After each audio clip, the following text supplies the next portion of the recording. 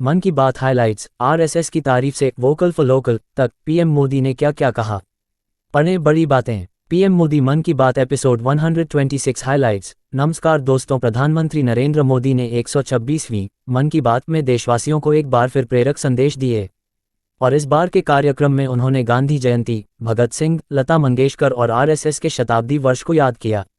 और पीएम मोदी ने आत्मनिर्भरता और लोकल उत्पादों के महत्व पर जोर देते हुए कहा कि त्योहारी सीजन में देशी उत्पादों को प्राथमिकता देना न केवल परंपराओं को मजबूत करता है बल्कि छोटे और सीमांत उद्योगों को भी फायदा पहुंचाता है। और उन्होंने छठ पर्व को यूनेस्को की अमूर्त सांस्कृतिक धरोहर में शामिल कराने की पहल, देश के हस्तशिल्प और हैंडलूम उद्योग में नवाचार और युवाओं के लिए भगत सिंह जैसे नायकों की प्रेरणा को शेयर किया। और पीएम ने दिवाली के पर्व से पहले हर नागरिक से अपील की कि वे स्वदेशी उत्पाद खरीदें और अपने देश की अर्थव्यवस्था को जमीनी स्तर तक मजबूत करें। और प्रधानमंत्री मोदी ने 2 अक्टूबर के दिन गांधी जयंती के महत्व को याद करते हुए महात्मा गांधी के स्वदेशी और खादी पर जोर की बात की। और उन्होंने कहा कि स्वतंत्रता के बाद खादी की लोकप्रियता में कमी आई थी, लेकिन पिछले 11 वर्षों में इसकी मांग और बिक्री में काफ़ी बढ़ोतरी हुई है।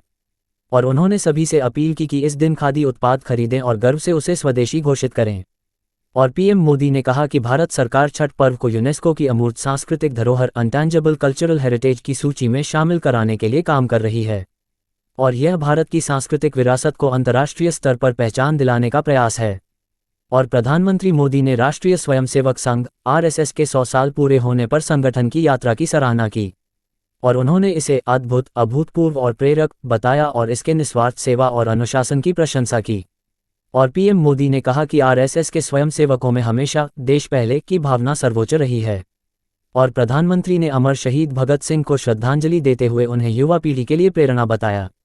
और उन्होंने भगत सिंह की मानवता और जनता के प्रति संवेदनशीलता की भी तारीफ की। और प्रधानमंत्री ने महान गायिका लता मंगेशकर की जयंती पर उन्हें याद किया। और उन्होंने कहा कि लता दीदी के गीत हर इंसान के भावनाओं को छूते हैं और विशेष रूप से उनके देशभक्ति गीतों ने लोगों को गहराई से प्रभावित किया। और पीएम मोदी ने देश की हस्तशिल्प और हैंडलूम इंडस्ट्री की सफलता को भी सराहा। और उन्होंने उदाहरण दिए जैसे तमिलनाडु में याज नेचुरल्स, जहां अशोक जगदीशन और प्रेम सेल्वराज ने कॉर्पोरेट नौकरी छोड़कर घास और केला के फाइबर से योगा मैट्स बनाई जो 200 परिवारों को रोजगार देती हैं। और उन्होंने झारखंड के आशीष सत्यव्रत साहू की भी तारीफ की, जिनकी जौहरग्राम ब्रांड ने आदिवासी बुनाई और वस्त्रों को वैश्विक स्तर पर पहचान दिलाई। और पीएम मोदी ने देशवासियों से आग्रह किया कि आने वाले त्योहारी मौसम में केवल देशी और स्थानीय उत्पाद खरीदें। उन्होंने कहा कि यह न सिर्फ पारंपरिक उद्योगों का समर्थन है बल्कि सीधे उन परिवारों को फायदा पहुंचाता है जो ये उत्पाद बनाते हैं। और इससे देश की अर्थव्यवस्था मजबूत होती है। और प्रधानमंत्री ने सभी नागरिकों को आगामी दिवाली की शुभकामनाएं दी। और फिर उन्होंने आत्मनिर्भर बनने की आवश्यकता पर जोर दिया और कहा कि स्वदेशी उत्पादों का समर्थन